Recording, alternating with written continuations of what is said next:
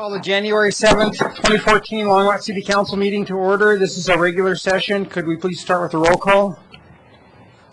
Yes, Mayor Coombs. Here. Council members Bagley. Here. Christensen. Here. Finley. Here. Lettison.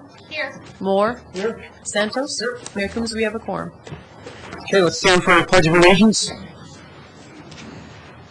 I pledge allegiance to the flag of the United States of America and to the republic for which it stands, one nation, under God, indivisible, with liberty and justice for all.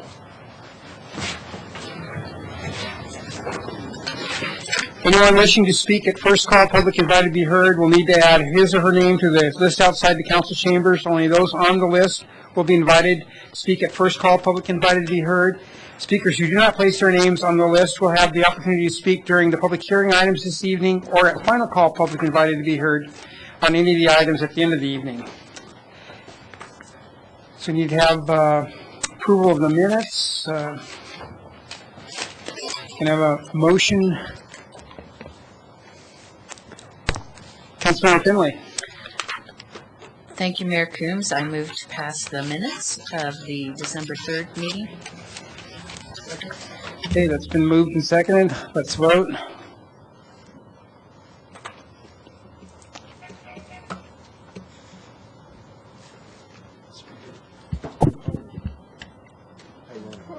Brian, we're still waiting for your vote. Oh, sorry. And I was checking out my super cool Christmas card. That passes 7-0. The cantina for stuff. Okay, so next we have the December 10th regular session minutes. Councilmember Finley. Thank you, Mayor Coombs. I move the passage of December 10th meeting minutes. Second. Okay, that's been moved and seconded. Let's vote.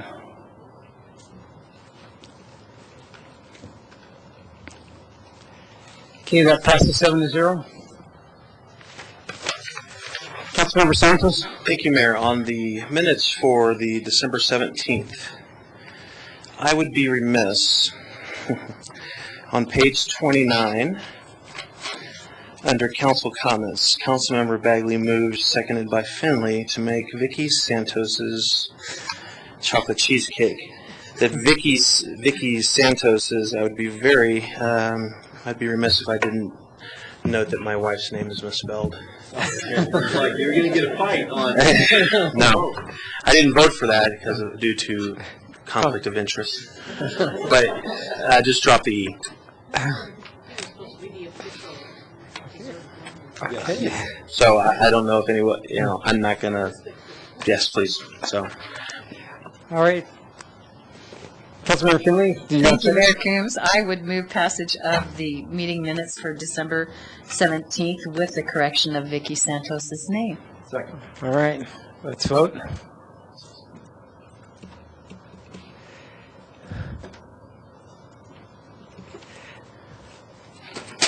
That passes 7-0.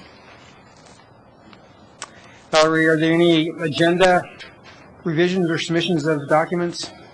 Yes, Mayor Coombs. We did add an item after the original agenda went out. It will be item, let's see, what will it be? 9J, the resolution on the the property management for Royal Mobile Home Court. Excuse me. And also, at your desk tonight, replaced corrected exhibits C and D for item 9E. And Mayor, if I could add to the item about Royal, we did have one correction to make in the council com.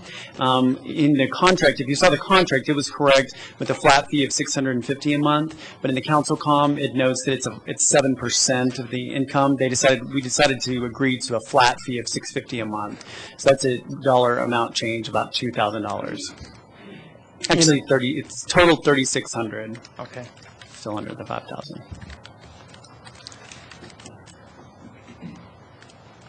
Is there a report from the city manager? No comments, Mayor, Council. Okay, now it's time for Matt Schaaf with Safety National will make a presentation.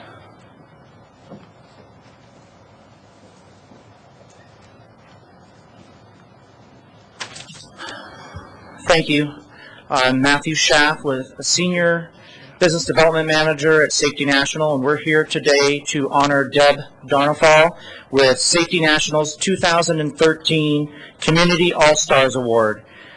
First, I'd like to thank each of you for being with us here today and allowing me to present these awards. Secondly, I'd like to thank Dorothy Stevens of IMA for nominating our honoree for this award.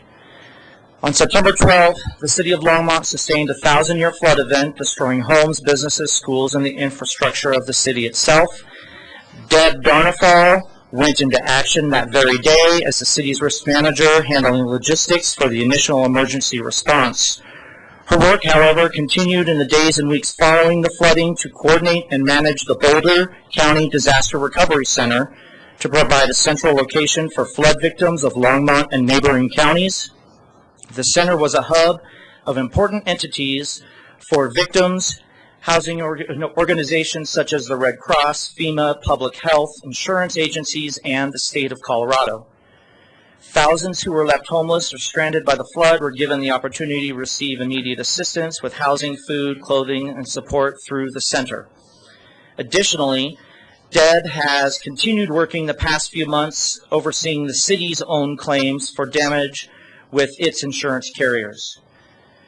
While there were many unsung heroes during the days and weeks following the flooding, we are pleased to honor one of those heroes who may otherwise have gone unnoticed. Deb's efforts and dedication to Longmont and its residents help provide services to thousands who lost their homes, work, or schools. Safety National would like to recognize Deborah for her commitment, time, and compassion for the city and the residents of Longmont during the recent flooding. As a Community All-Stars winner, Safety National will be making a $10,000 donation, charitable donation on Deb's behalf.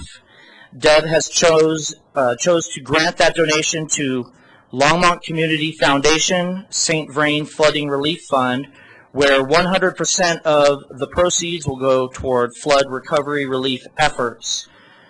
So I'd like to invite Eric Hozempa, the Executive Director of the Foundation, and Deb Darnafal to join me and Mayor Coombs for a photo and presentation of the awards.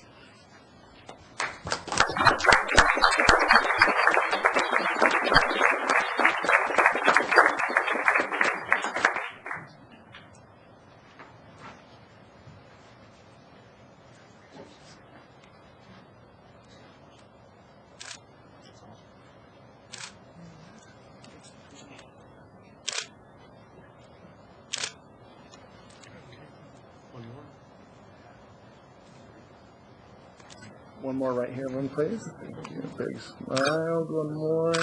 And with the award.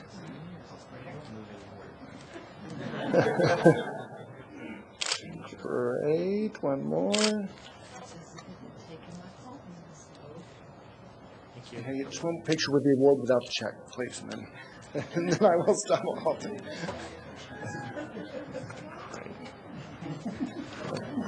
Big smiles right here. Perfect. If you don't do. And Mayor, yes, please. Here we are. We're going to take two real quick. 1, 2. Mayor right here. Big smiles. One more. 1.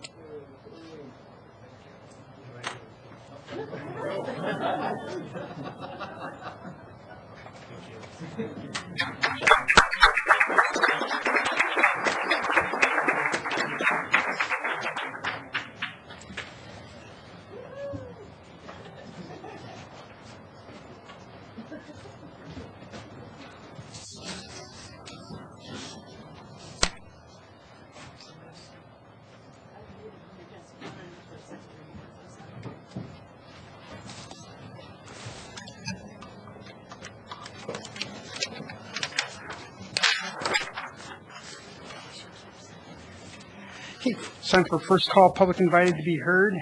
First person on the list is Joan Peck.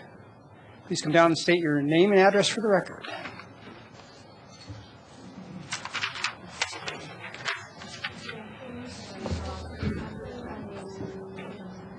It's Joan Peck, 1935 Spruce Avenue.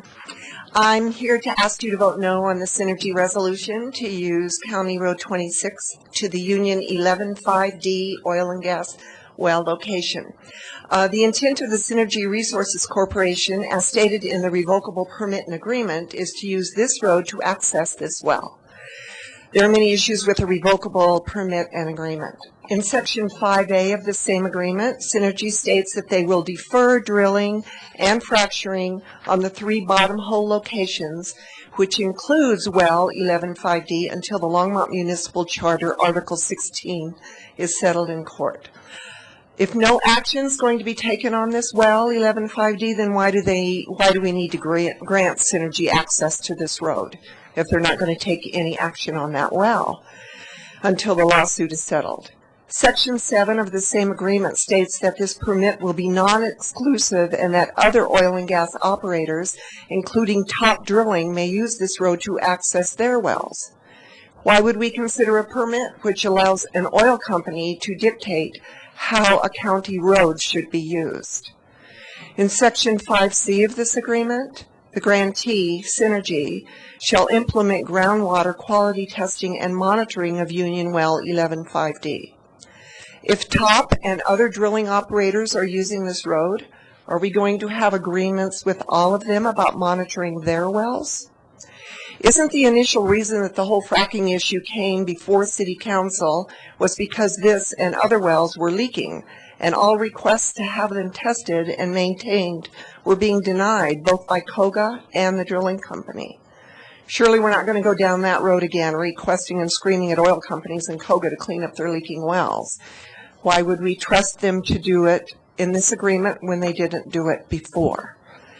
In the oil and gas location assessment document filed by Synergy Resources Corporation, they've stated in Section 14, Water Resources, that this well is not in a sensitive area. This is Union Reservoir, the future site of Longmont's water supply. Fracking under the reservoir is a sensitive area. Nothing was checked in Section 13 either about plant communities that exist in this area. The habitat was just ignored again. Access to Synergy's wells through County Road 26 is not of interest to the City of Longmont. We get nothing out of this agreement. Giving access violates the spirit of the law amending our city charter to prohibit fracking. Thank you. Thank you, Joan. All right, where's my sheet? Here it is. Karen Dyke.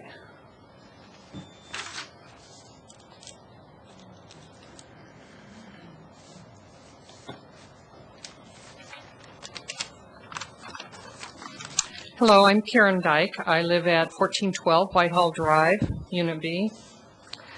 I retired and moved to Longmont in March of 2013. I was astonished when I learned of the high ozone level here shortly after I moved. As a registered nurse, I'm very aware of the damage ozone causes to many systems, especially the respiratory system. I'm of course concerned about all sources that contribute to this ozone level. The current process of fracking allows pollution in the form of methane and other volatile organic compounds that lead to this high ozone level. The completion of this road will undoubtedly lead to higher ozone levels in Longmont. Longmont is already above the EPA standard, and I'm sure you're probably aware that the EPA standard in the United States is higher than is allowed in most countries. I also recently read several articles related to the pollution from fracking. A study in Pennsylvania shows that within 1.5 miles of a fracking operation, there's a decreased birth rate of babies by 25%, and babies born small for their gestational age is increased by 17%. The APGAR score at 5 minutes is also decreased. The APGAR score is a rating of how well the baby breathes and oxygenates. Recent study also show confirmed water pollution at sites near fracking wells. There is already copious medical literature on the effects of ozone on our most vulnerable citizens, the children and elderly. The health results specific to the new drilling method of slick water hydraulic fracking are just beginning to be published. It takes years to see some of the health effects in the longitudinal population studies. We do know that fracking releases substances that are endocrine disruptors known to cause cancers. Assisting the oil and gas industry to access this property right next to Union Reservoir and next to a populated area just can't be allowed. We will see increased traffic, harm to wildlife at Union Reservoir, a decrease in the recreational enjoyment at the reservoir. There is also studies showing a decrease in property values near fracking sites. What we'll also see is that those less visible but more catastrophic effects of harm to fetuses, babies and children, the elderly, and others susceptible to air pollution. Air pollution is already here. Please don't let this road be built and increase this pollution. Air pollution doesn't realize that there is a line drawn to separate cities. I'm here tonight because my family lives here. 2 of my grandchildren live here. Charlie is 8 and Laura is 9. I'm here to represent the health and well-being of my grandchildren. I'm here as a registered nurse pleading that you consider the health of this community. Please don't allow this road and the dirty pollution that results if it will be built. Thank you. Judith Blackburn.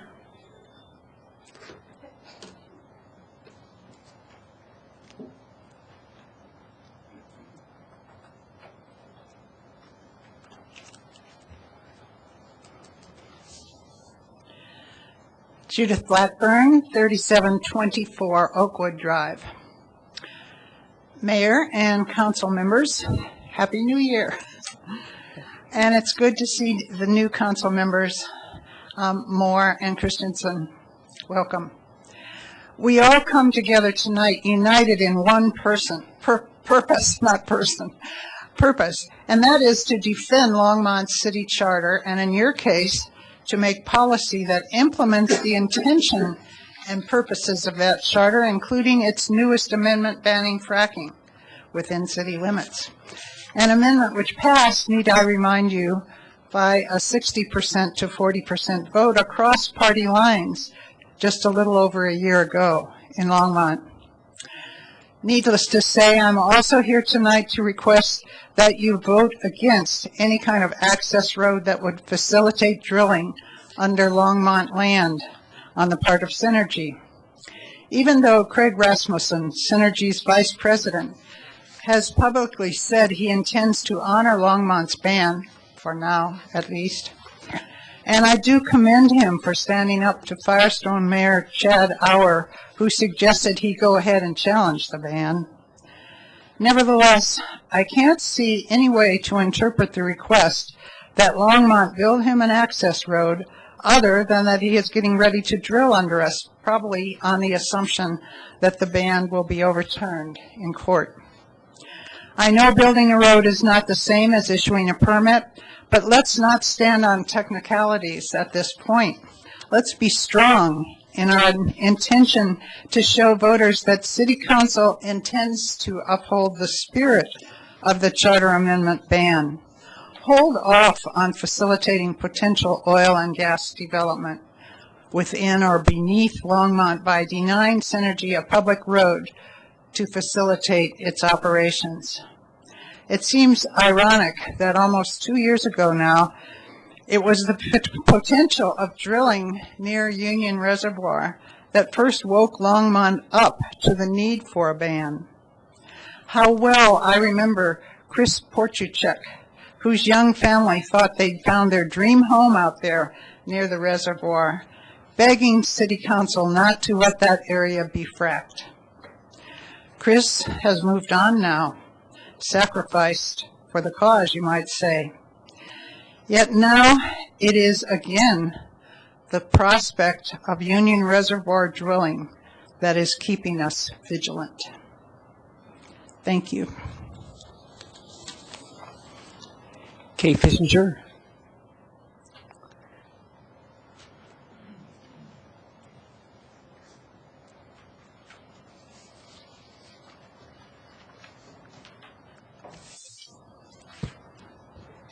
Kay Fissinger, 2199 Creekside Drive. In November of 2012, the voters of Longmont spoke loud and clear. They want nothing to do with the process of fracking and all that it entails. And yet Synergy Energy approaches Longmont for an easement across Longmont property to make it more convenient for them to frack wells on Lifebridge property, now in the town of Firestone. While Longmont has no authority to prohibit fracking on property that is not on the surface or below the city of Longmont, we are not in the least bit obligated to facilitate that fracking. Synergy already has access. The company just doesn't like the access it has. They are currently using private land. They can continue to do so. And if the conditions are not optimal, let them negotiate with the private property owner to improve those conditions and pay for them if necessary. This is not a Longmont matter. It is a Synergy Energy matter, it is a Lifebridge matter, and it is a Firestone matter. And I might add that Firestone is no friend of Longmont's. I draw your attention to a Times Call article some months ago wherein Chad Auer, mayor of Firestone, ruthlessly pressured Synergy Energy to drill under Longmont in spite of our ban. I draw attention to the flagpole annexations that ex-Mayor Baum, with certain council members in tow, said lawsuits in favor of Firestone and Western Tradition Partnership, an organization that now has gone dormant, most likely because of investigations into probable criminal acts on its part. Moreover, I suspect this request on the part of Synergy is yet another industry attempt to manipulate the city of Longmont, press the limits, bully and otherwise place its camel's nose under the Longmont tent. I'm appalled that city staff has entertained this request and prepared documents without prior okay from council. We have the state suing the city. The industry is suing the city, and yet the city seems to want to play kissy face with both of them. This is unconscionable. 12.7 of the Longmont Charter does not say that the city must grant an easement. It says that it may grant an easement. That means that it clearly has the option to say no, and that's precisely what the council should say. The city and the council of Longmont is obligated by law to defend Article 16 of the Charter Amendment, which bans fracking in Longmont. This easement is a test of your willing to respect the will of the voter when you are not obligated by law to do so. Will each of you pass this test? The community is watching. Thank you. Thank you, Kay. Michael Belmont.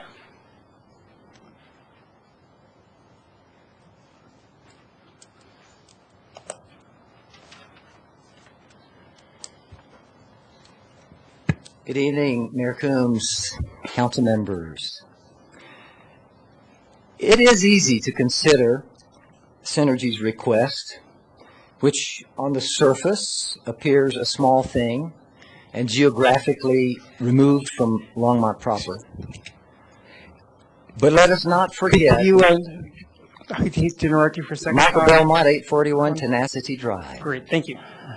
We can't forget that this activity is very proximate to Union Reservoir. In fact, it's on the south side of that reservoir, which is very near the recreation area that thousands of our citizens use regularly. More than 25,000 Longmont citizens supported, voted for Amendment 16 to ban fracking in Longmont. Obviously, they did so out of concern for the well-documented dangers that fracking poses. For instance, the peer-reviewed research by Colorado's own Dr. Theo Colburn, a PhD in endocrinology, who has extensively studied and documented the negative health impacts of toxic emissions from fracking operations. And what about the potential threats to surface water? A good example being our own Ryder well in Longmont, which was, according to your own documents, found to have carcinogenic benzene almost 100 times the levels acceptable by the EPA. Just yesterday, the Times Call published an AP article indicating that 4 major fracking states, Pennsylvania, Ohio, West Virginia, and Texas, have now confirmed groundwater contamination in wells related to fracking. Can we condone or even in this way support an activity that is unequivocally proven to have the potential to seriously pollute as precious a resource as Union Reservoir and its recreational value? I'm reminded of my childhood, when on a number of occasions I asked my mother if I could do something that was not consistent with her convictions. Usually went something like this: "Mom, why can't I do that? All my friends are." Well, son, it's because in this family we honor our priorities and convictions enough to not run with the crowd when it would violate our principles. Those words on the wall behind you, "You belong to Longmont," are a great catchphrase. However, it might be appropriate to add a note as follows: "You belong in Longmont as long as you do not perform or facilitate any activity which has been made illegal by the city of Longmont." Thank you. Rick, Luke.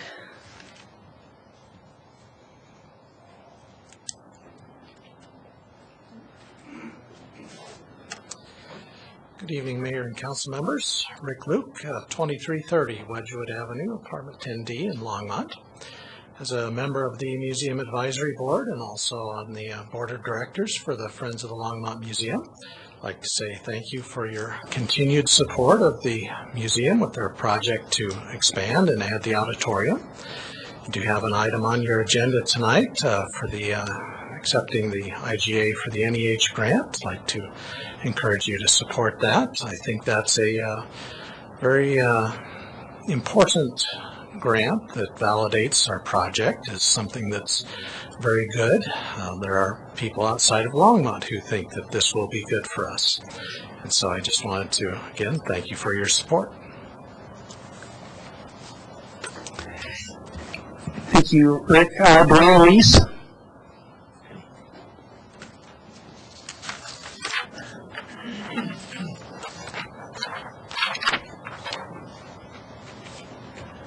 Brian Reese, 2686 Pearl Howlett Road.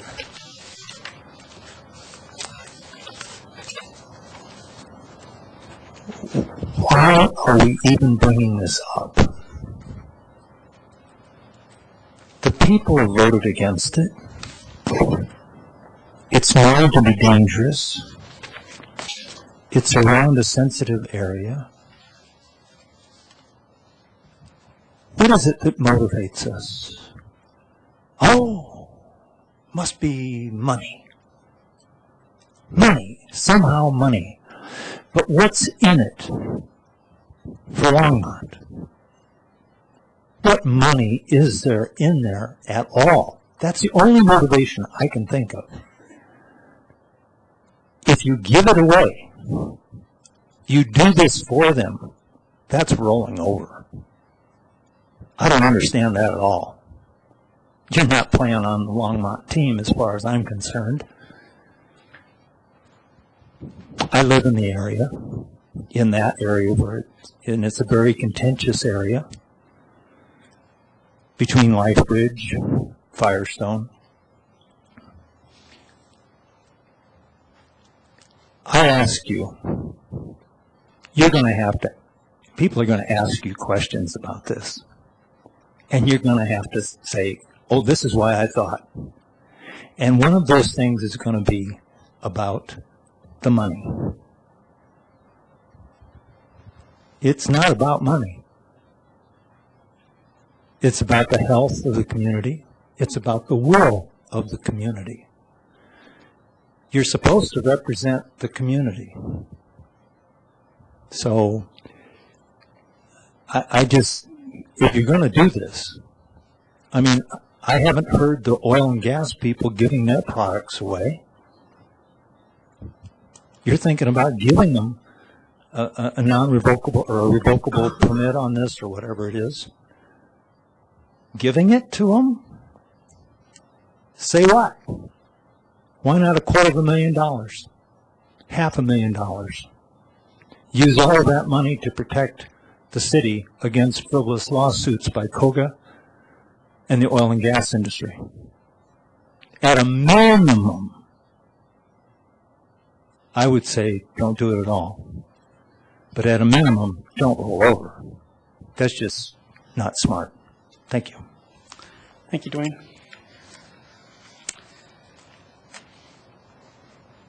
That's the last name on the list, so I guess we're on to ordinance in the second reading. So Mayor Coombs, your first item is ordinance 2014-01, a bill for an ordinance making additional appropriations for the expenses and liabilities of the City of Longmont for the fiscal year beginning January 1st, 2014. Teresa Malloy is here to make a short presentation. Good evening, Mayor Coombs and City Council. Teresa Malloy, Budget Manager for the city. And this evening, this appropriation is our first one for the new year, for 2014. It appropriates a little over $8.9 million in the electric and broadband fund, basically establishing, for the most part, our 2014 broadband budget. It does include both operating and capital costs. The operating costs also include additional staff. I also wanted to point out on consent is a CIP amendment that we're asking council to approve tonight. It is adding a new CIP project, TEL 3, to our 2014 to 2018 CIP.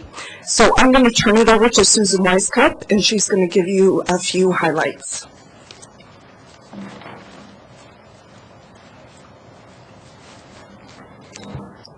Good evening, Mayor Coombs, members of council. Susan Weisskopf, I'm the LPC business manager. And with the passage of the bond issue during the November election, this appropriation is to meet the needs of year one of the fiber build. Once we have the engineering and design firm on board, we'll begin laying out timelines with milestones, and we'll be providing you with regular project updates.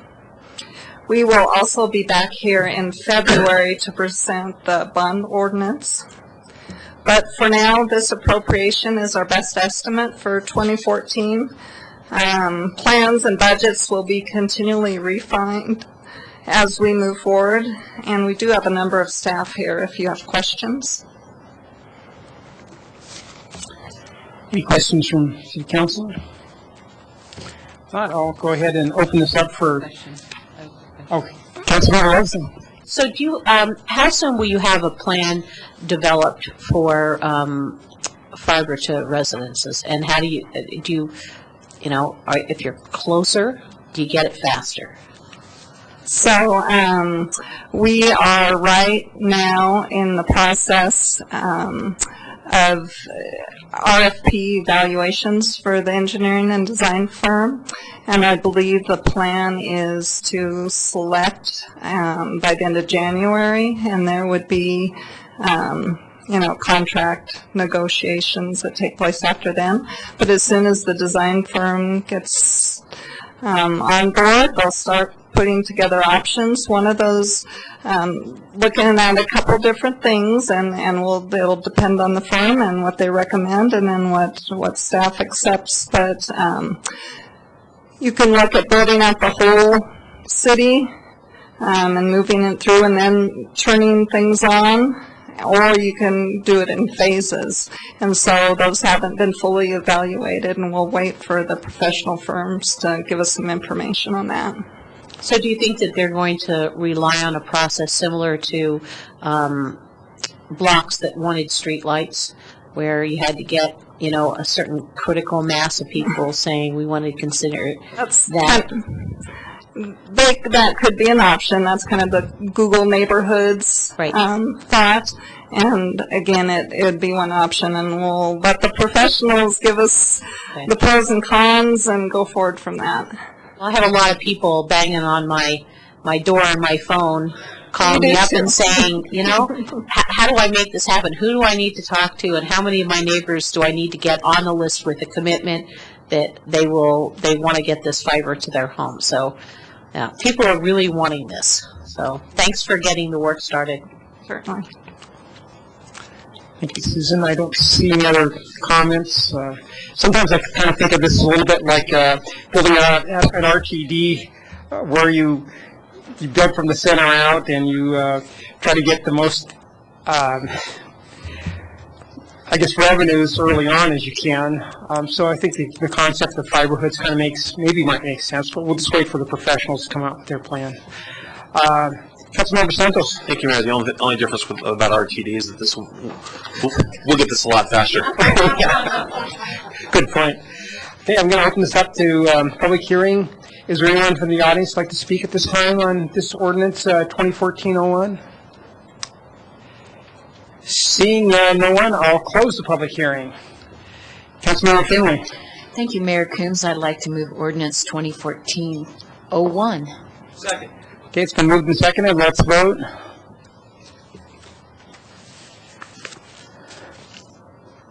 Passes 7-0. Mayor Coombs, your next item is ordinance 2014-02, a bill for an ordinance amending section 4.12.080 of the Longmont Municipal Code on Purchasing. We do not have a formal staff presentation on this. Okay, any questions from council? Okay, I'll open this up to public hearing. Is there anybody from the public who'd like to speak on this ordinance 2014-02? Seeing no one, I'll close the public hearing. Councilmember Santos? Thank you, Mayor. I'd move ordinance 2014-02. Second. All right, let's vote.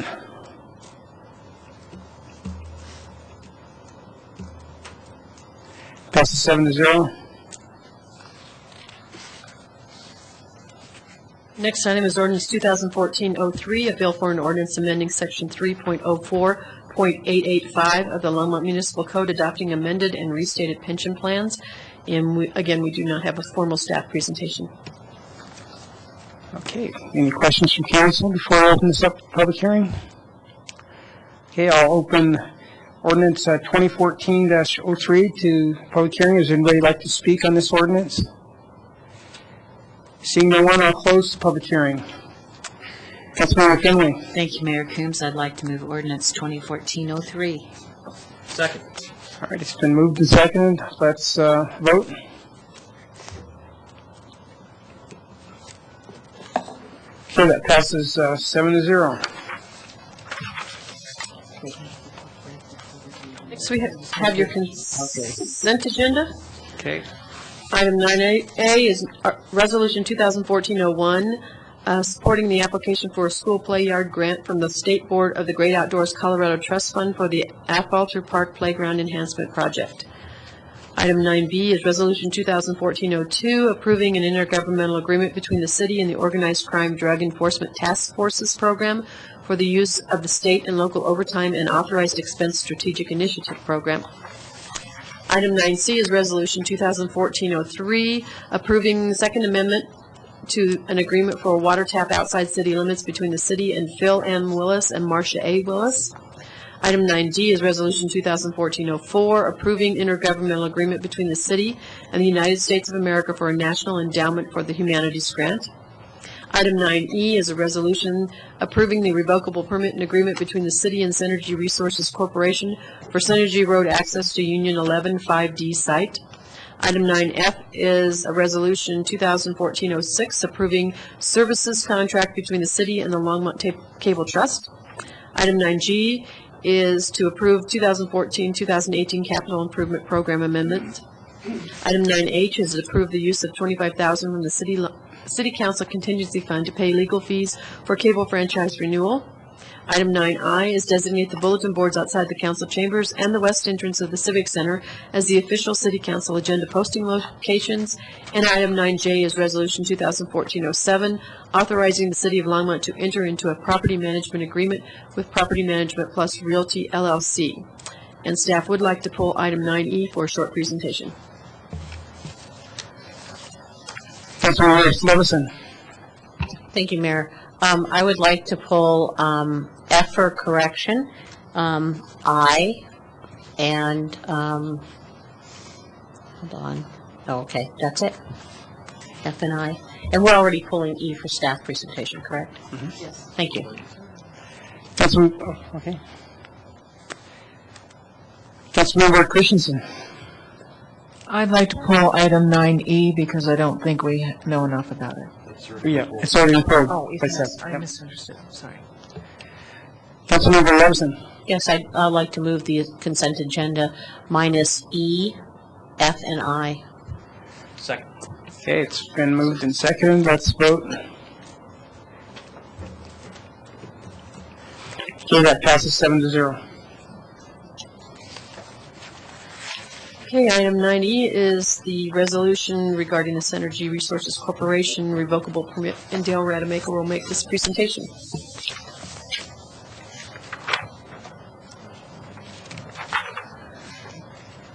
Mayor Combs and members of council, I'm Dale Rademacher, Director of Public Works and Natural Resources. Two things before I start on this. We did leave at your desk tonight 2 corrections on this item. One was a correction to Exhibit B, and that was to correct a typo on the labeling of one of the top well sites.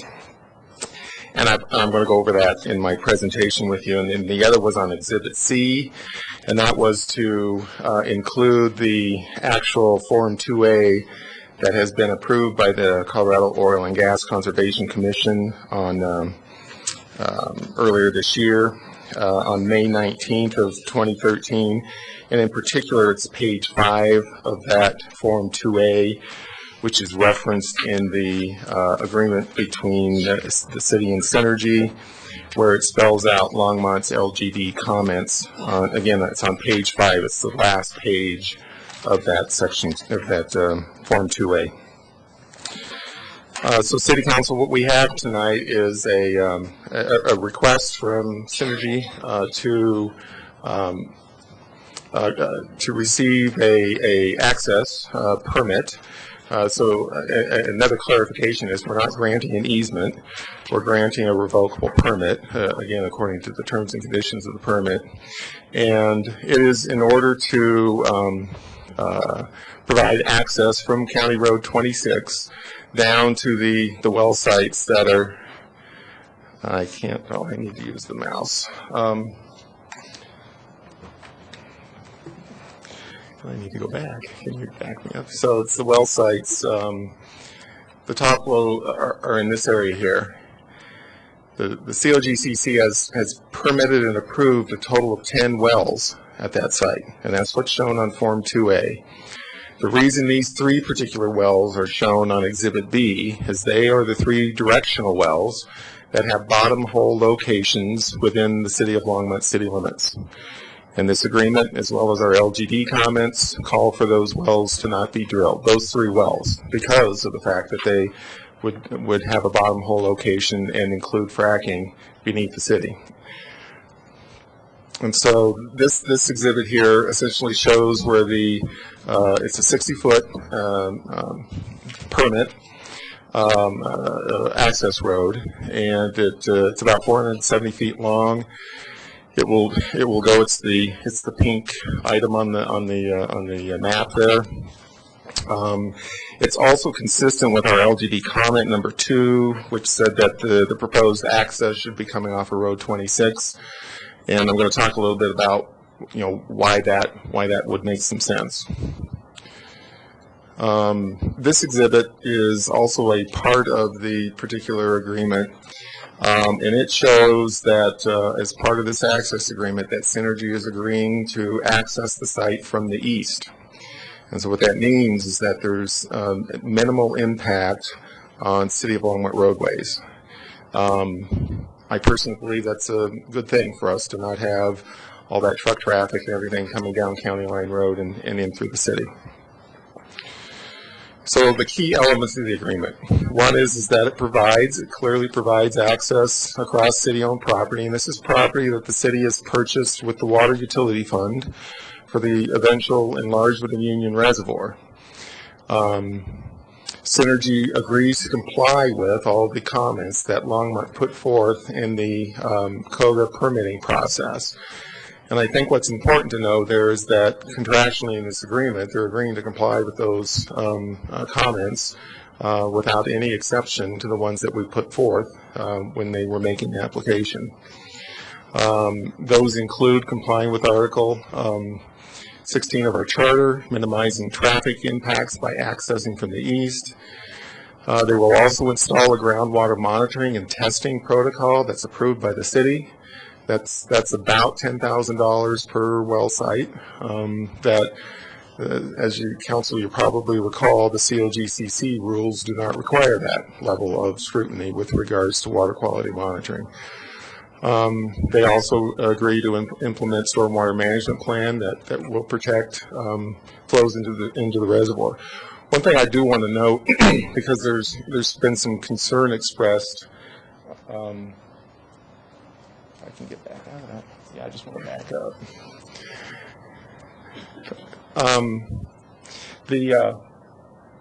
The roadway coming down, the access roadway, there's a break where the well sites are actually being drilled, are down gradient from Union Reservoir from surface flow. Certainly, part of the issue and part of the risk with any oil and gas operation is a surface spill. That's where most of the spills happen if you look at the spilling around the country and around a well site.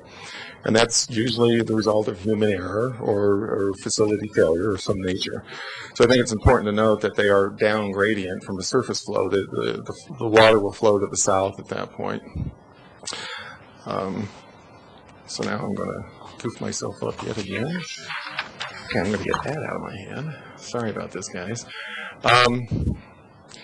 The other items that Synergy will also design and construct the access road to city standards. And so this road is in the same alignment that the city has already planned on its comprehensive plan for the extension of Fairview Street. Half of that road, it's a 120-foot wide roadway because it's eventually intended to be an arterial, 60 feet in Longmont, 60 feet in Firestone. And so this is the 60 feet that's in Longmont, so it's on the Longmont side of the section line, if you will. That will be designed, and it will be a gravel road. They're not going to be building a paved road if the council approves this permit, but it would be based, and the gravel and the design of the roadway such that it's not a throwaway when Fairview is eventually built in the future. City will also, Synergy will not attempt to remove the city from the spacing units.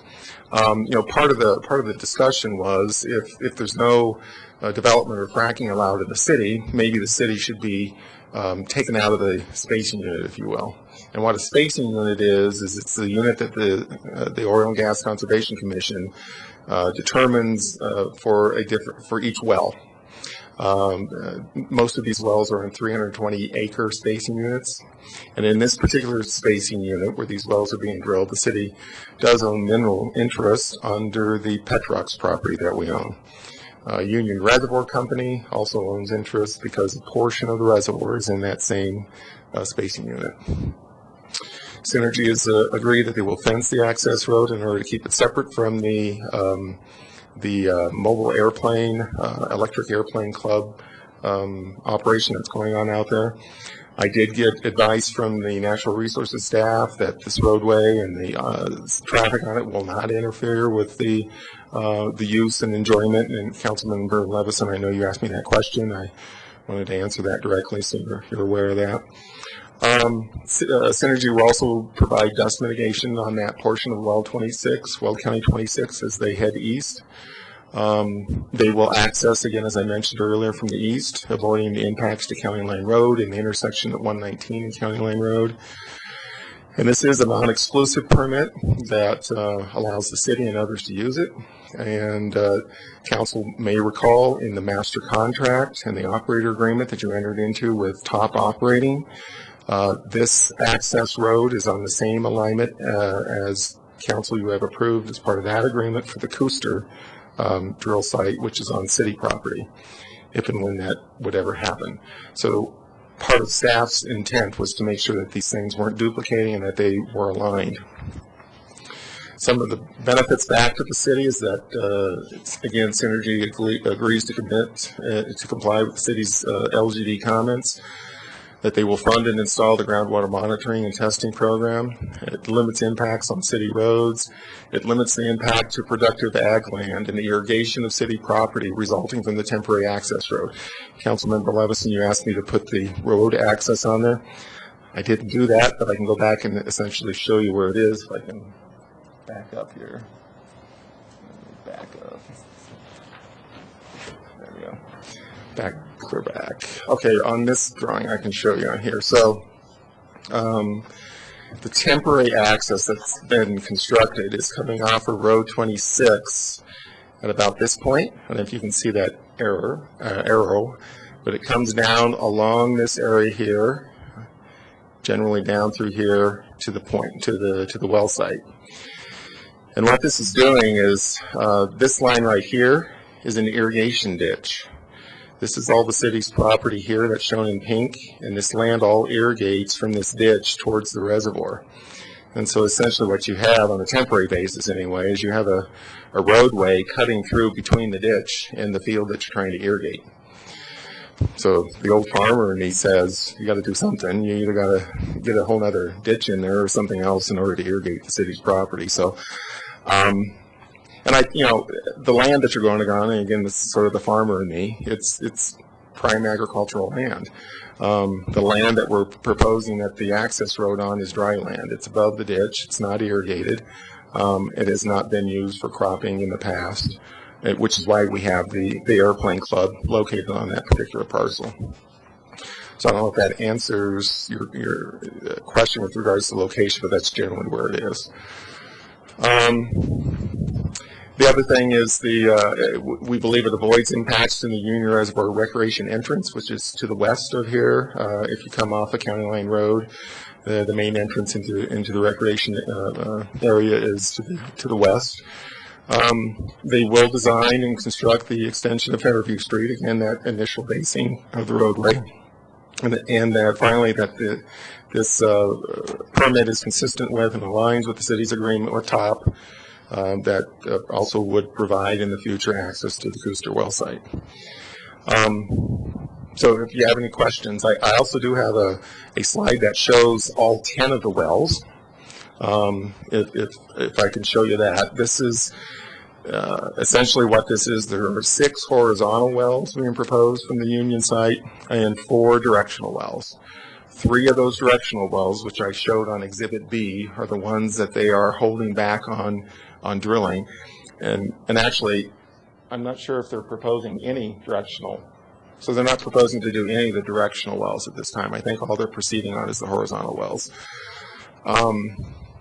So again, this gives sort of that full picture of the 10 wells that have been approved by the state for this site.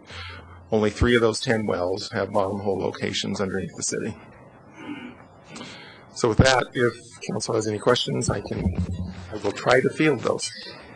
Councilmember Vogel.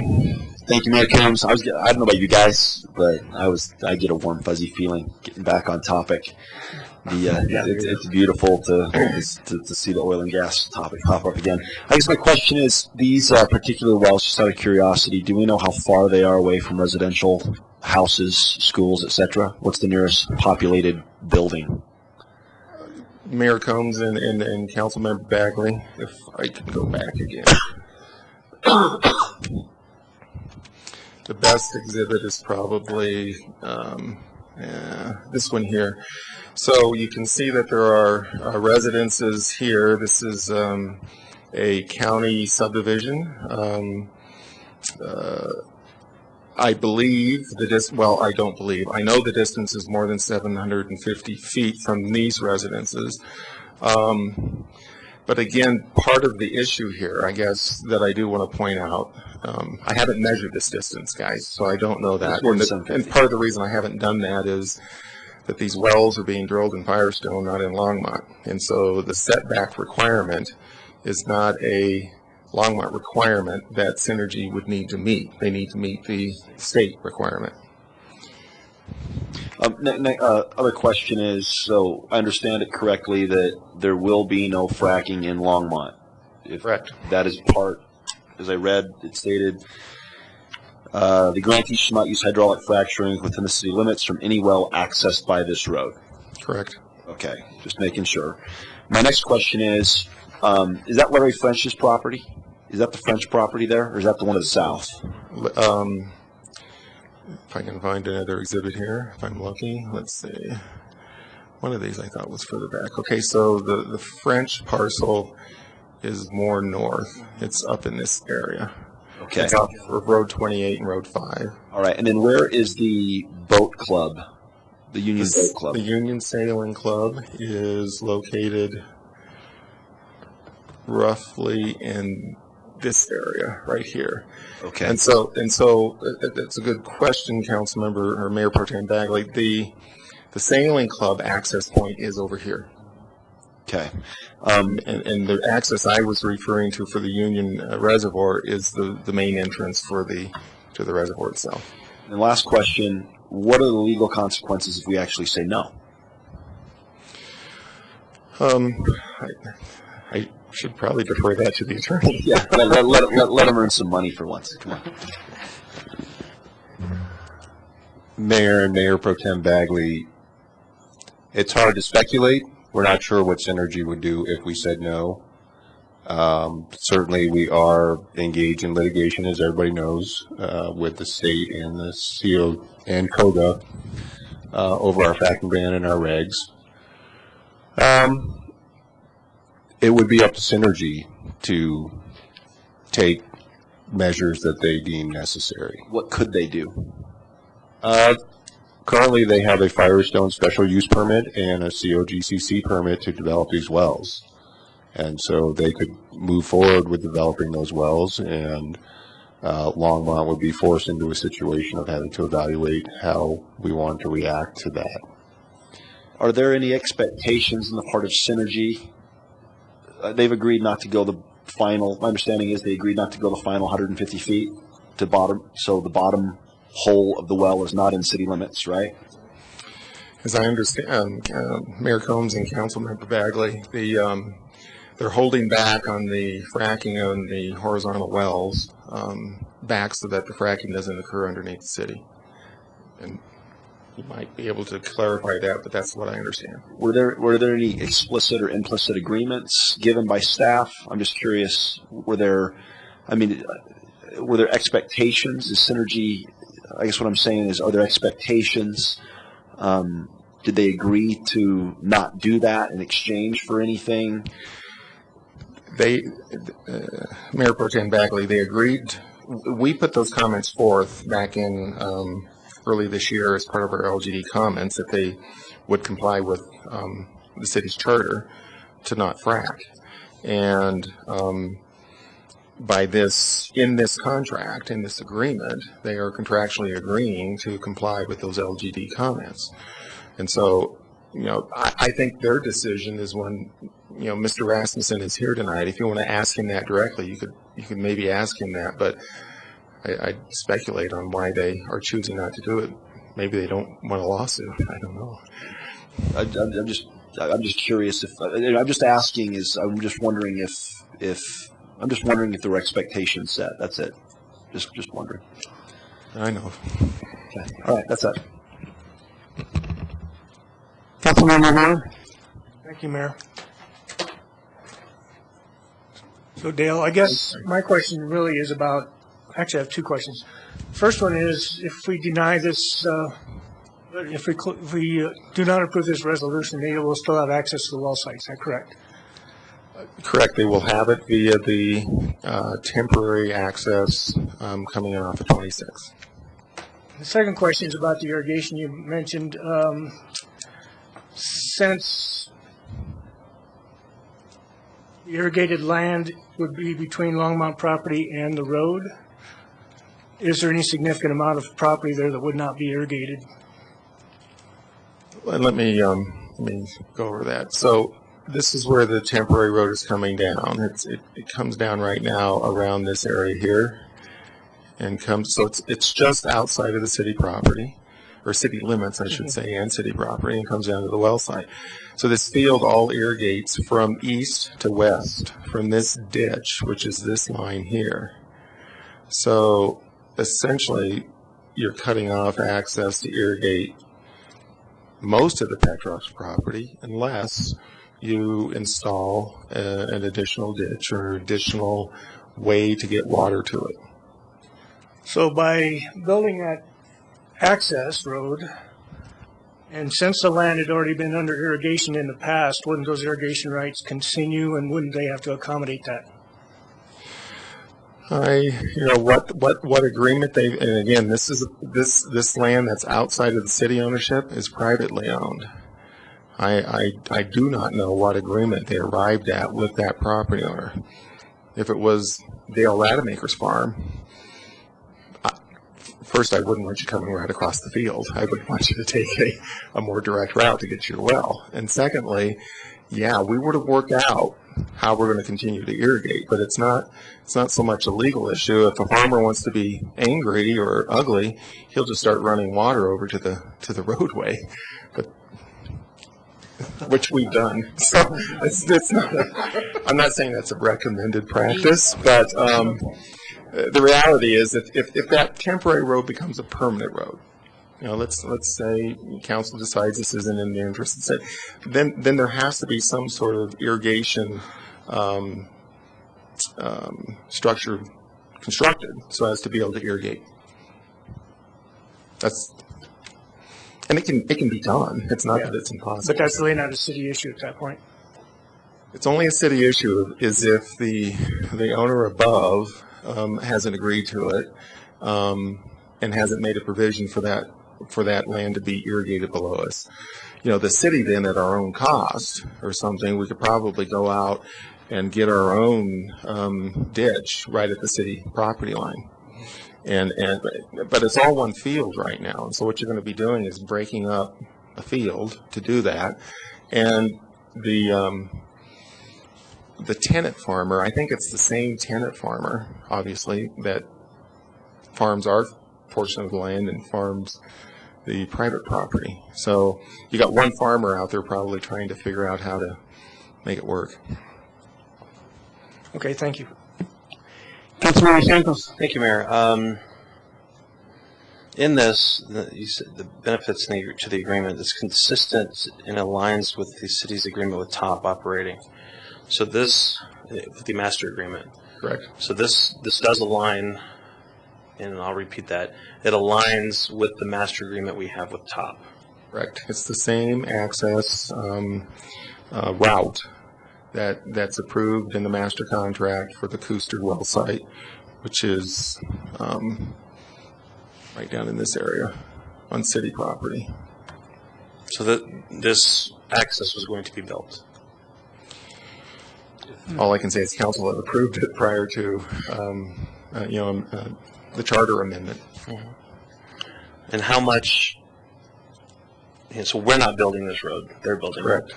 Correct. What's the cost to build this, roughly? Probably in the 5,000 to 10,000 range. So by the time you grade it and bring in the road base and do the drainage work along it. They build it, they maintain it? They maintain it, yeah. So I Correct. heard in public comments that we were going to have to build it, we were going to have to maintain it, we were going to give it to people for free, so.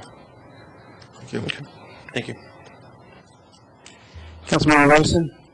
Thank you. But Dale, let me make sure that I'm remembering something correctly. In not too far in the past, didn't we have an agreement with Firestone that they turned over the maintenance for Weld County Road 26, further east to us?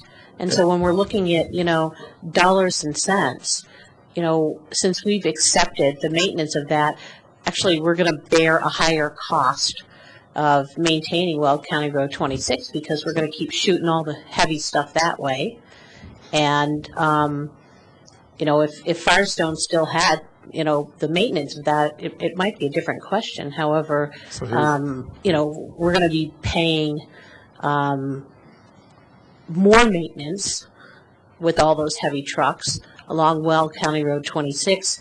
Certainly, if you eyeball your inches off with your finger, having it stay on the private land actually saves the city money because we won't have to bear the maintenance cost for that section of Weld County Road 26.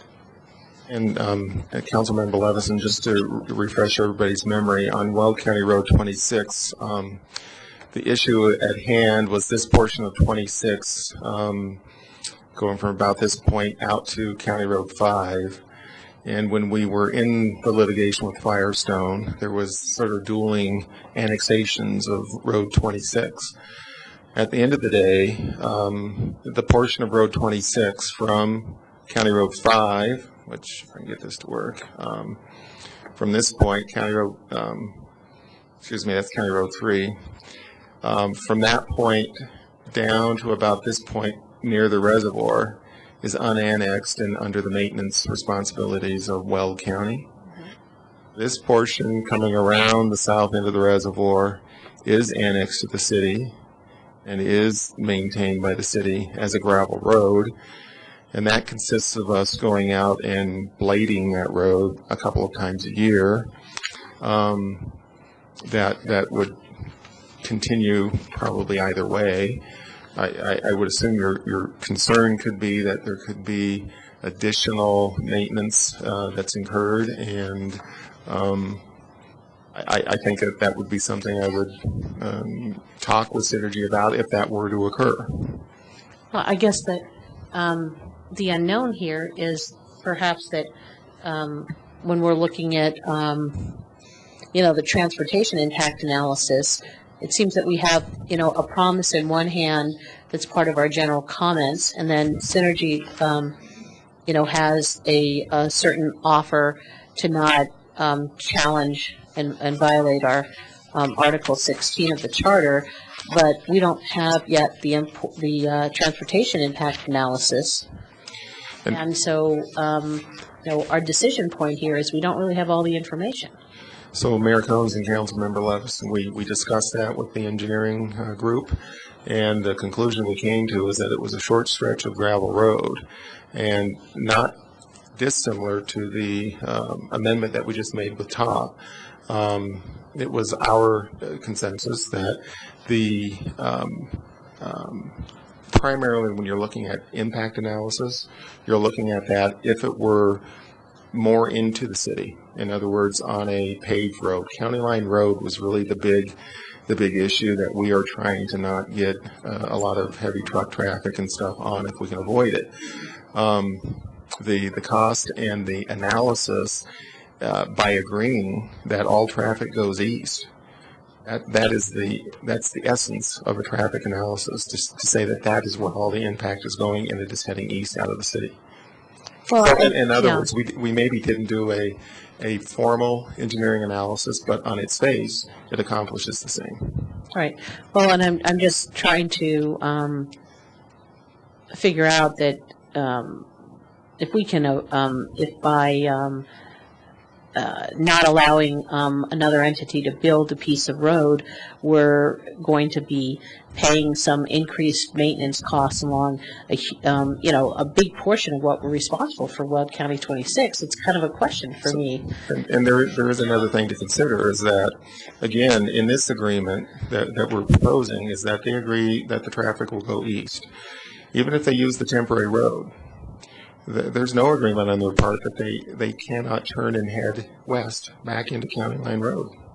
It's a public road. Right. And so there is potential then for even greater impacts if they choose that to be the route, to either haul water or to haul product. And so, yeah. I appreciate I don't know which, thinking. and frankly, I don't know which, I don't know enough about the mechanics of the way traffic will flow in and out of a site for them to decide, is it going to be too much of a pain to make a left onto County Road 1 coming out of Weld County Road 26, on County Road 1, or just going east all the time.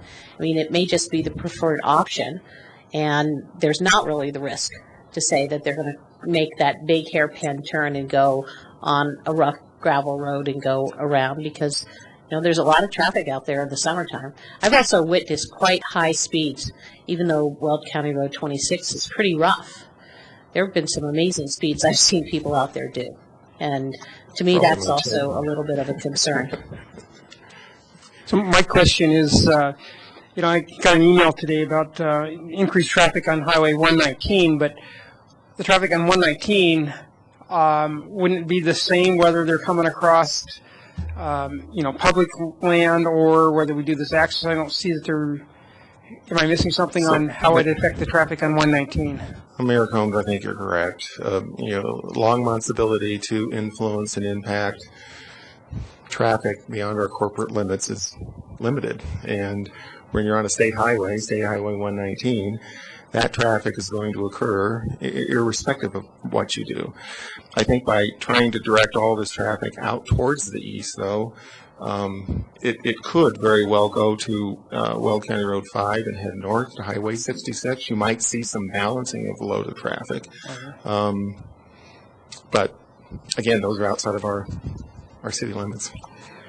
Councilmember Bagley. Thank you, Mayor Coombs. No questions, just thoughts. I'm a big believer in writing a list of what's the upside, what's the downside.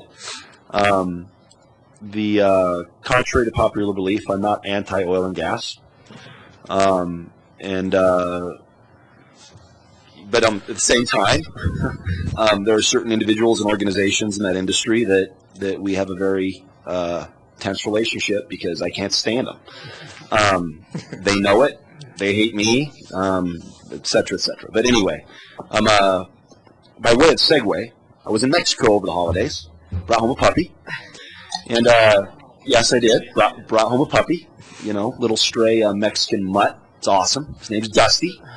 And Dusty, I figured Dusty would be very smart as a dog because Dusty, you can imagine all the generations of street dogs that have gone into creating this little survivor. And I was right. He's a very smart dog and was potty trained very quickly. But this morning, lo and behold, woke up at 4:30. And I heard something. The what? I saw Lone's post. Yeah, did you? I haven't read any posts today, but yeah, then he defecated 3 times in my bedroom.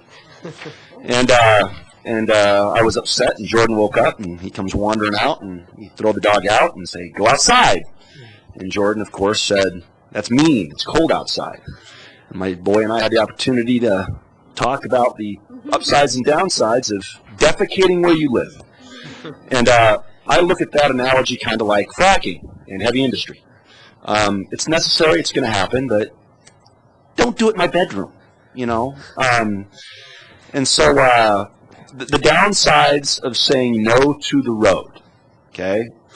If we say no to the road, I think that I'll make a certain set of friends very happy and another set of friends very upset.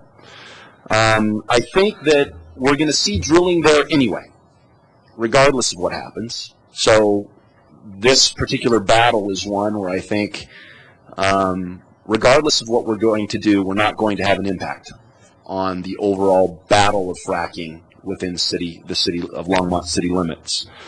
I think that if we say no to the road, another downside, if we say no, is that we would be inviting a potential lawsuit, because the law says we have to provide reasonable access. Now, granted, they could go to the private parcels and gain that reasonable access. Then again, they might not, so we don't know.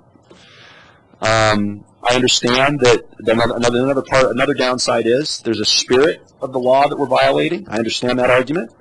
But then again, as a lawyer every day, I'm arguing to the district attorney, you can't convict on the spirit. It's got to be the letter. The law is the law and the spirit's the spirit, but the letter is what counts. Another more downside of saying no to the road, all we're accomplishing, I think, is just keeping trucks off our property, which I don't think is a significant moral victory. I think it makes us look like we truly are anti-oil and gas no matter what. I also think that it's a fleeting victory, and I think that we would be having an impact on property rights to an extent, but not a whole lot. However, if we say yes to the road, again, we're making a certain set of friends happy and others sad. I think that the overall most concerning element of this whole conversation is that right now we have 2 lawsuits pending with the state, one being the ordinances and the other being Article 16. I don't know how they would be impacted by this. However, if there is a risk of impacting either of those lawsuits, I would rather not do anything to tip the apple cart, especially when we're currently facing summary judgment motions and we're looking at going into battle mode. I think that And I've always said I'm not anti-oil and gas. I'm just anti-heavy industry and fracking near people. And as much as I love Union Reservoir, we're putting it away from the city as much as we can. The Union Reservoir is, in fact, between us and those well sites. They've agreed not to frack in the city limits. The bottom well's not there. I think that I just think it's just showing the state that, again, it's about local control. We can be reasonable, and it's just one more fight to say, let's keep the lawsuits going, and this doesn't become a distraction, and it's really not having an impact one way or another. So I'd be inclined, with reserve, to go ahead and grant access. So I guess I'd move that we actually accept the resolution as written and let them have access. Although I know that will upset some people. Second. Councilmember Christensen. Well, I'm concerned about how this affects the lawsuits too. It seems to me that if we grant this access, that it undermines our position in the lawsuit by undermining the charter, saying, well, okay, we believe in this, but then we also grant them access to this road when they actually have a road. Weld County Road 35 goes right straight south. Why can't they use that? I mean, that's not what they would prefer, but it goes right to the well, to the same intersection. I could maybe help with that, Councilmember Christensen. You're probably referring to County Road 3 over here. Is that correct? On this map, it says, Your mic. Turn your mic.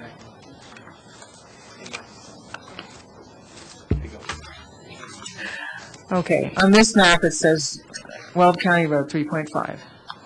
3.5, correct. Okay, 3.5. Correct. Sorry. And so that is this. The problem is both of these go past very, substantial housing developments, and I wouldn't be very happy with them, a bunch of trucks rambling past my suburb either, but that's going to be the case whether they go past 26 or down this one, because if you look out further east, there's also a suburb there. Correct. So road 3.5 does connect from Highway 119 up to Road 26. Mm-hmm. It doesn't go directly over here though to where these wells are. The closest road to the wells would be the extension of Fairview Street, which comes up here this way, but it ends just north of the Concepts Direct. Yeah, I see what you mean. Okay. I just think it has the possibility to undermine the lawsuit in another way.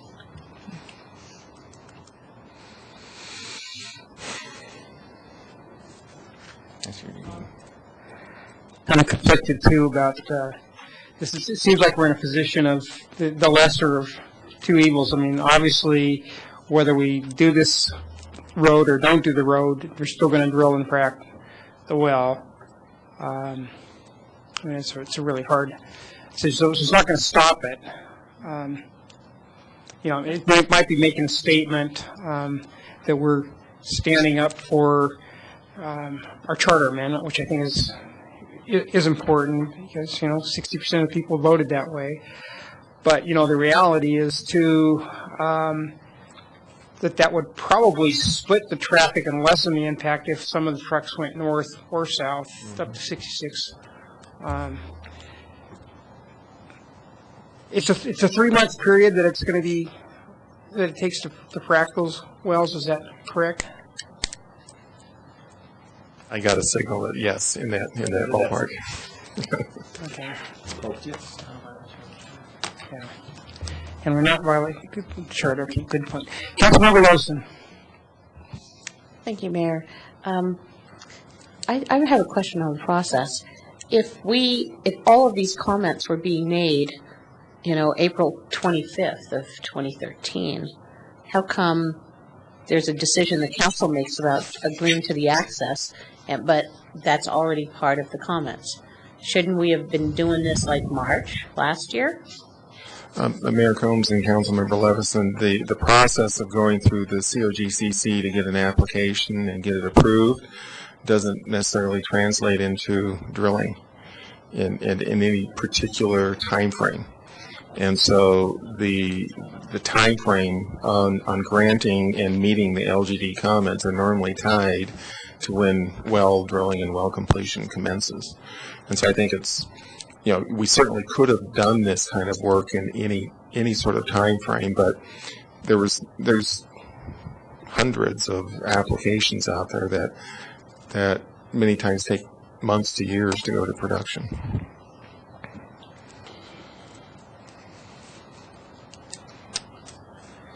Any further comments or questions? I guess I get one. Okay. Why is this coming up now? It's coming up now because, Mayor Combs and that's right. You just answered. It's okay. It is coming up now because they are going to drill. And and that is when you need to be getting access into the drill site. Okay, so it's not, okay, all right. So staff didn't drop the ball or anything, it's just they asked to drill and got the council's approval, and here we are. And to be specific, I was first contacted about the first week of December. And it was that initial discussion. We had to look at it. We had to put together a permit, so on and so forth. We had these things called holidays in the middle, and council didn't have 2 meetings. So, in a perfect world, we would have been in front of you maybe on December 31st or never Christmas Eve. So one last question, and I've asked this and I already know the answer, but this is I asked before if there'd been any kind of tit for tat that you know of, and I heard no, and so but this is it. There have been no other conversations about seismic readings on city property. There have been no other conversations with Synergy, just the road. Right. Okay, so there's no you're not aware of anything where any staff member has said, we'll do this, and then we'll come back and later on, have additional conversations about additional access to the other city property. That hasn't happened, right? To your ability. To my knowledge, not by the staff member. Right. The city manager, same thing? Not to my knowledge. Okay, all right, just making that clear. Thanks. So I guess one of the public comments tonight was, why aren't we asking for something in return, like, $100,000 or $50,000 or $250,000? Is that unusual, or do you think we're getting enough in return just from them building this road and reducing potential traffic impact over? Mayor Combs, and that's a good question. I think on the whole, they're doing what we asked them to do in our LGD comments, first and foremost, as far as the access point and alignment with it. They are agreeing to do the water quality monitoring. They're agreeing to construct the road and to maintain the road, dust suppression. So on its whole, and eventually this is intended to be public right-of-way, and we don't normally charge people for public right-of-way. Okay. Councilmember Levison. Actually, they do for toll roads. We're going to toll a lot of 36 for. Toll road right there. Yeah, we'll toll it. I guess it's going to be fenced off for now. But your comment around this being a connection that was going to happen anyway, what's to not have maybe other entities that may not want to travel County Line Road 1 or 119 also wanting access to Fairview, the rest of the portion of Fairview all the way down.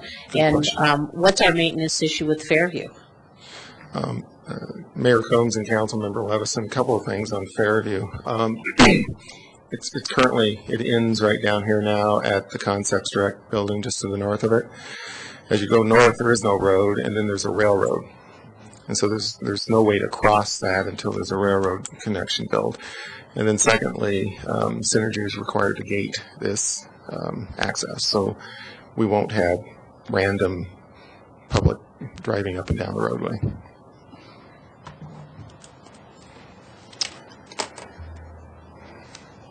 Okay, I guess we have a motion. It's been seconded. Yeah, I guess we have to. All right, that's fine.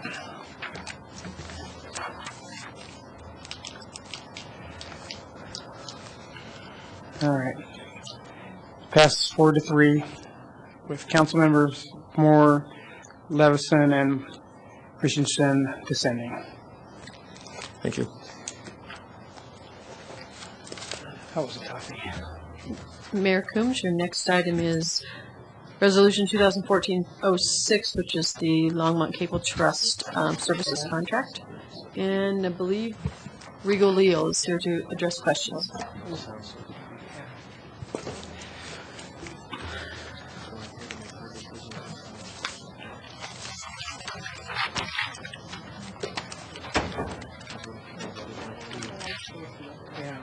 I'm sorry?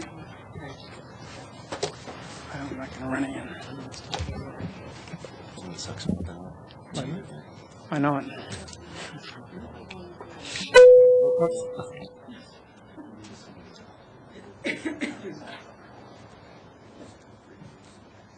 Yes, I pulled this one too. I just. All right. Oh, where? Where's the correction? Actually, the correction was there was no resolution number on the resolution, and there was no resolution number on the council com. My copy says ordinance resolution number. And you read a number in, but it was 06. 06, okay. It's 06, and we add those to the manually to them, Okay. and we might have just missed this one All because right. you had someone different doing the agenda. Okay, I just wanted to make sure we had that for the council com, because anyone following the documents in the public wouldn't have a number to associate with it. Because it's not on the resolution right now, and it's not on the council com. So we'll just correct that? Okay. All right, thank you. I think that's all I had. Move it too. I can move that. Move resolution 2014, what was the number? 06 for approval. Second. Okay, let's vote.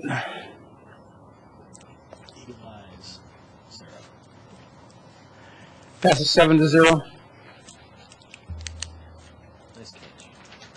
Okay, and the last one that was pulled is the item to designate your bulletin boards outside council chambers and the west entrance of the Civic Center as your official posting places for your agenda. Councilmember Larson? Thank you, Mayor. I didn't have a chance to review the state statute on this. However, is the statutory requirement just a paper posting? Because it just says that, state statutes require that we do upcutting posted in a public place. So could a public place also be the internet?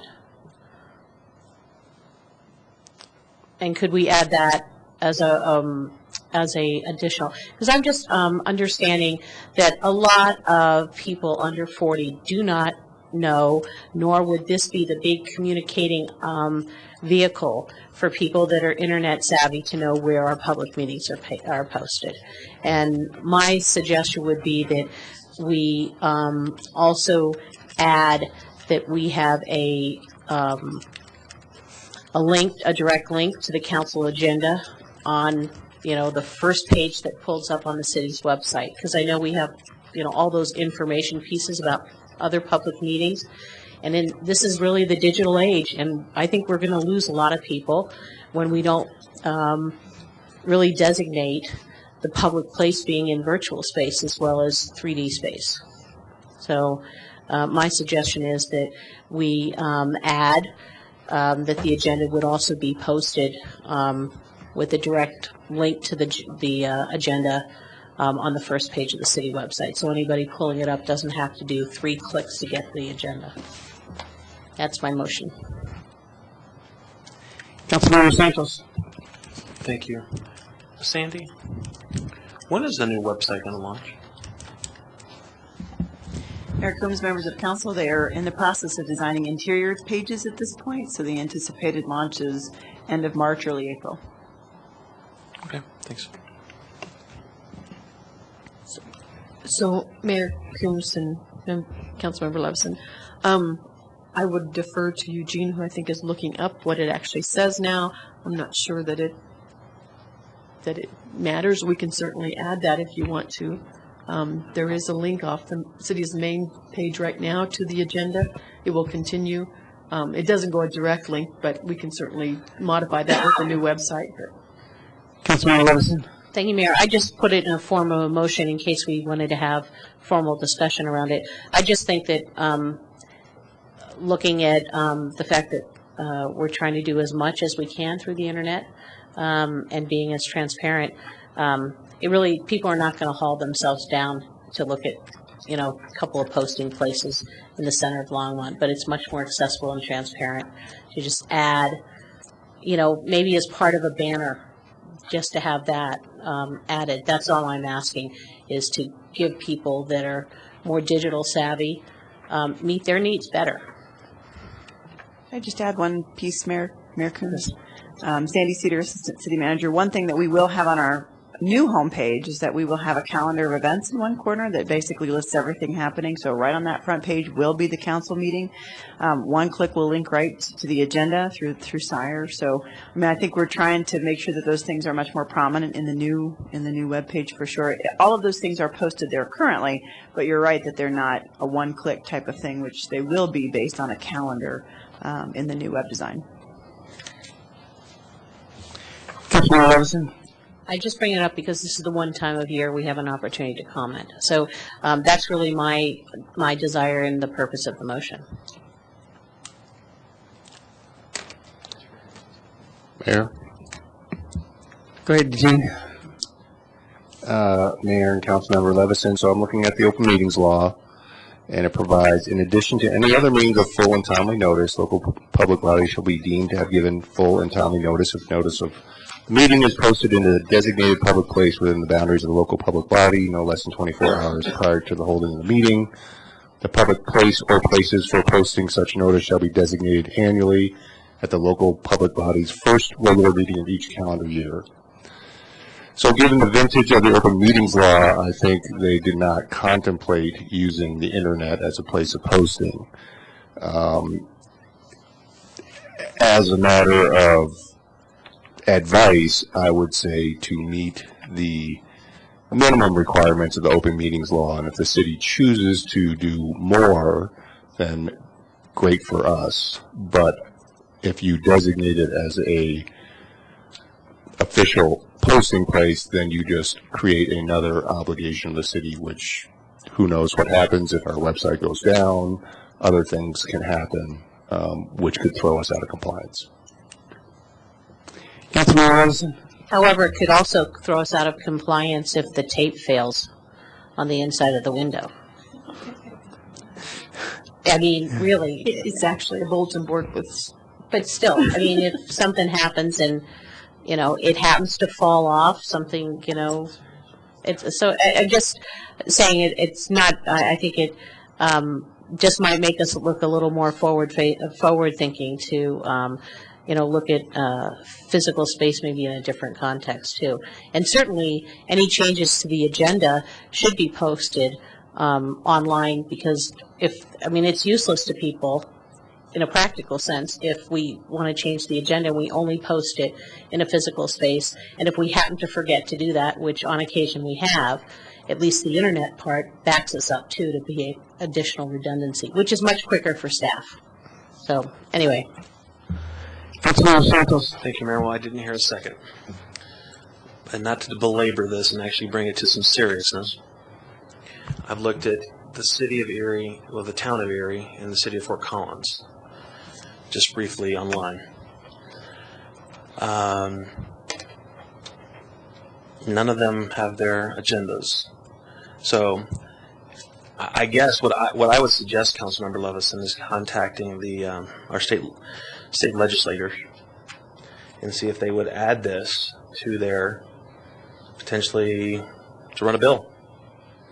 Add this to state statute, allowing this to happen. You know, and if we're about to launch a new website, that perhaps we, have a link to the agenda.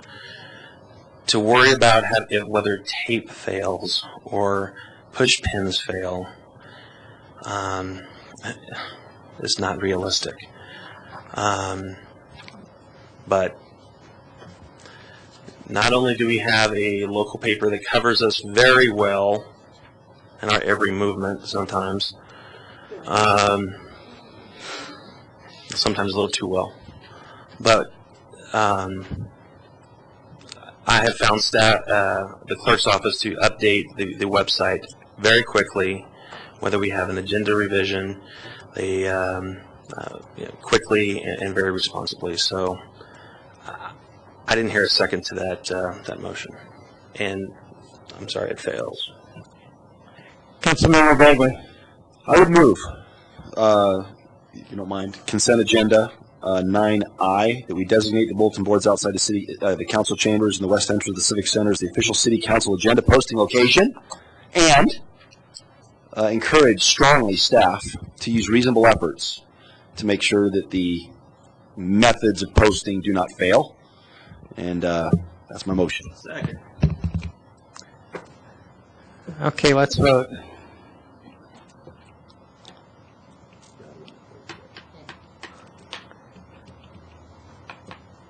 Passes 7-0.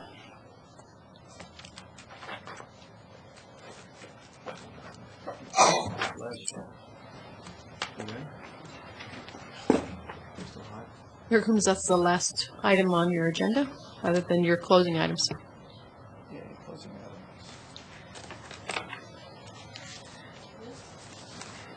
So the final call, public invited to be heard, is the last item on the... Okay. Is there anybody like to come for final call, public invited to be heard?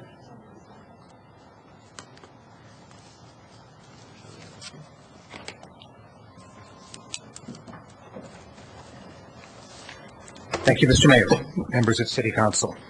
I'm Joe Bassman. I live at 3414 Lakeview Circle, where I'm the owner of the surface rights. I have to admit I'm really somewhat dumbfounded, puzzled by some of the proceeding regarding the issue tonight regarding the lease. I would like to distribute some information for the record, if I may. Thank you. There's a photo that you can pass around, 2 photos, and there's one more here thing, please.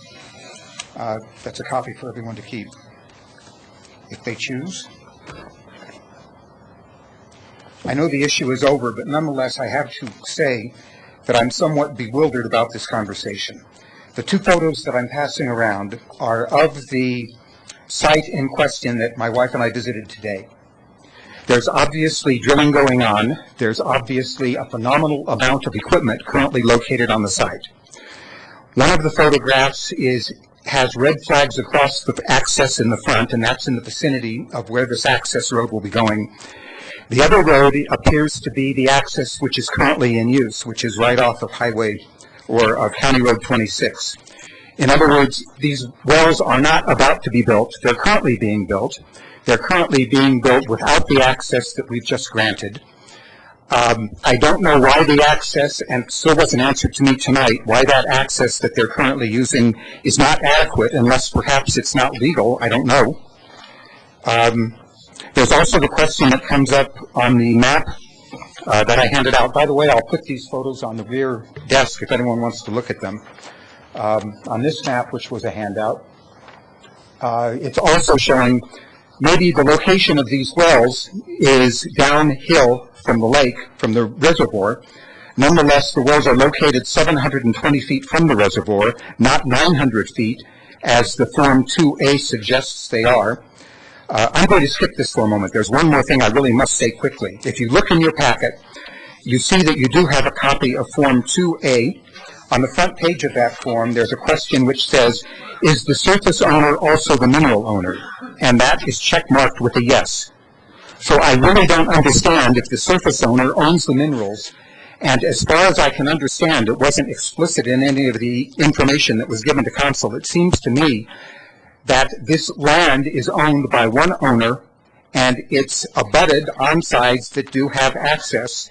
The land is owned by the well is owned, the owner of the well also owns the surface. I don't see what the issue is. Why can't the owner of this property provide their own access to their own well? They're the ones who are being enriched by the entire process. I honestly believe that there's been a mistake tonight. I don't know where it's been located, a mistake in information, a mistake in judgment. I don't understand why this access road has been approved. I don't see that it's needed. I don't see that the law would require it. I don't see that we would be forced to give it, and I see it's a danger because it's so close to Oligarchy Road where there could be a spill that could spill into that drainage. Thank you very much. Thank you.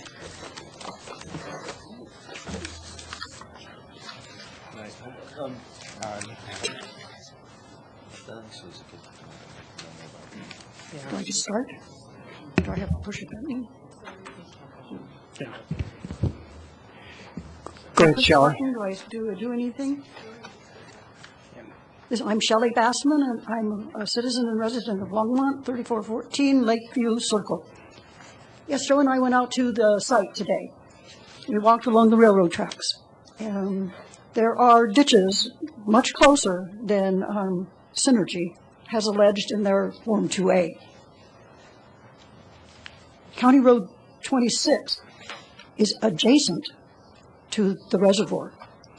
We are talking about thousands of 18-wheeler tanker trucks filled with product, filled with fracking waste, toxic fracking waste, coming down that short road. It's a short road, what you just accessed, then making a right turn and going right all along, coming both ways, making a sharp right at the saline thing and going uphill. So they're coming downhill to get to. When you did your research in Weld County told you that the road issues were the biggest problem for Weld County, that the road degradation from all this truck traffic is also one of the places where a municipality can exert some influence. Why we don't have a traffic impact statement for the section of 26 along the reservoir where these mega trucks are going to be traveling, thousands of them. I don't understand that. And it should have been done. And I hope you can revisit this because I think and how the COGCC issued a permit without permanent access. Somebody needs to ask if this is, quote, temporary. How did they get it? How did they get a permit for a mega installation without permanent access? They already have access, and we don't need to have them access County Road 26 through Longmont. They can do it at the top of the hill in Weld County. Thank you.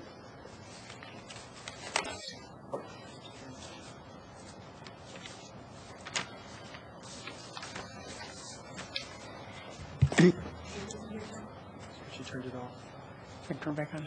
Case Passenger 2199 Creekside Drive. This is extent, and it's going to be very difficult for me to say this in a way that's not inflammatory. There are ways to make decisions and ways not to make decisions.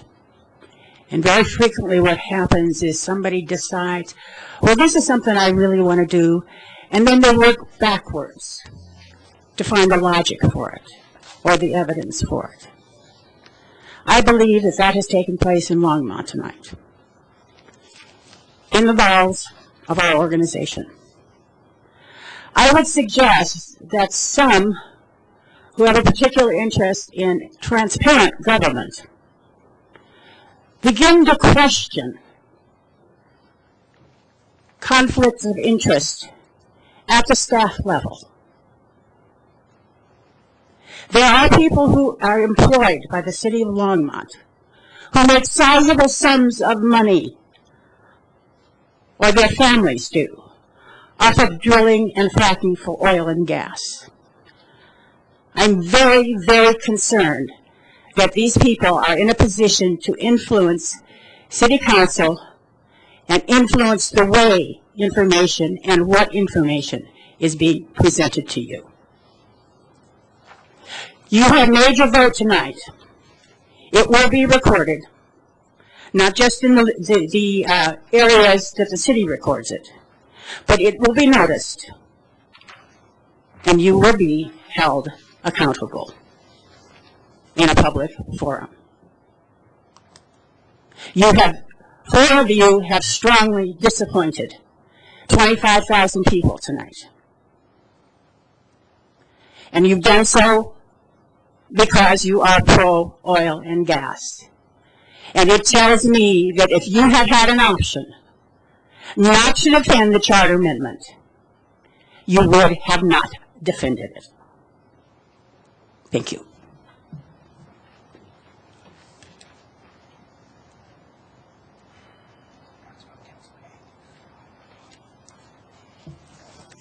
Virginia Black, 26, sorry, okay. Virginia Black, 2609 Elmhurst Circle. Given all the comments in the first public hearing and the comments just now, I would really like to thank those people who voted no on this resolution. That would be Jeff Moore, Sarah Levison, and Polly Christensen. Thank you.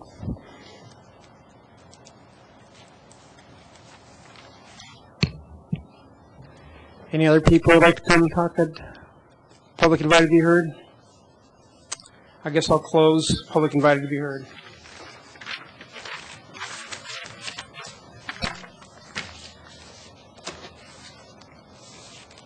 Now it's time for mayor and council comments. Councilmember Bagley. Thank you, Mayor Coombs. Did I tell you I got a puppy? Yeah. Did I? Okay, all right. So I just the one thing that I would like to ask for some information, just so people know that I'm asking it, and I think the mayor wanted it too. I'm curious, maybe you already know the answer. So one of the public invited to be heard folks implied that that land that they're drilling is owned by the same person, both the mineral rights and the surface rights. My question is, one, is that correct? Do we know? And two, the land that the city owns, are they accessing our minerals? Mayor Combs and Councilmember Bagley, I was outside in the lobby, but I think what I heard you ask is it correct that the owner of the land to the east, do they also own the mineral rights? The answer is yes. Okay. And the city also owns our mineral rights on the Petrox property. They are not, by these drilling, the drilling that they're doing, they're not drilling underneath and accessing minerals from beneath the city. But by virtue of our property and our mineral rights being in the spacing unit, we are included in the overall production for the purposes of the pro rata share of your interest, the city's interest in that spacing unit. Okay, so technically, so basically, just to restate, so yes, it's true, the current road that's existing on the farm property, the surface owner owns the mineral rights, so technically, yeah, he's benefiting both up and below regarding that road, but so would the city with our road. Correct. And so, even though we're not fracking underneath the city, it sounds like we're also getting money from drilling? Again, that was a clause that we put in the agreement that they would not exclude Longmont from the spacing unit simply because we are not allowing any production or any drilling and fracking underneath the city. So and even though the short answer is yes, we will share in our pro rata interest, but the city shares whether you grant an easement or you don't. Okay, all right. I just wanted to. So that's why I didn't say it was the benefit to the city either way, because that's not a material issue of the road access. I shall digest this information. Thank you. Councilmember Finley. Thank you, Mayor Coombs. I just wanted to mention my business of the week. Happy Hands Creative Art Studio at 2318 West 17th Avenue. It's a great place to throw a pot, paint a pot, or learn how to fuse some stained glass.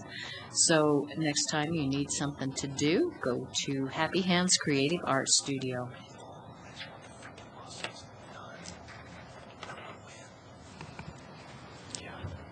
Councilmember Levison. Thank you, Mayor.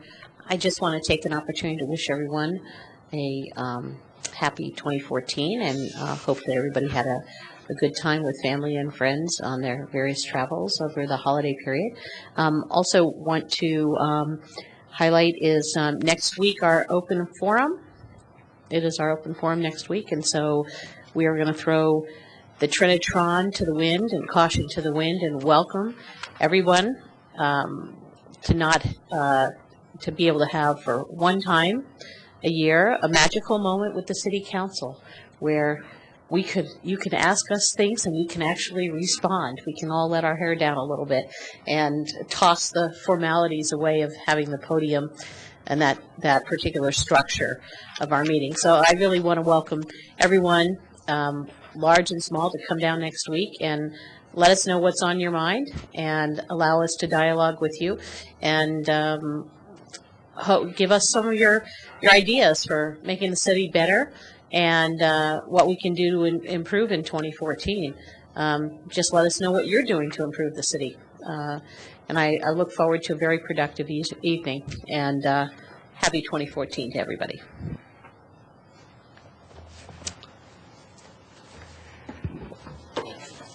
Well, I guess I kind of wish now that Joe and Sally had a chance to speak at first call public invited to be heard, because I didn't catch the fact that the mineral owner and the gas and lease were the same people. I mean, because basically I probably would have voted differently if that had been clear to me, but I guess it's too late for me to do anything. So anyway, I'm not sure what I can do about it at this point, but Councilman Levison. Mayor, everyone has an opportunity following the vote at the next regular meeting or even directly after, according to procedure, to bring an item up for reconsideration. Only people voting on the positive side, the winning side of the motion, may do that. Okay.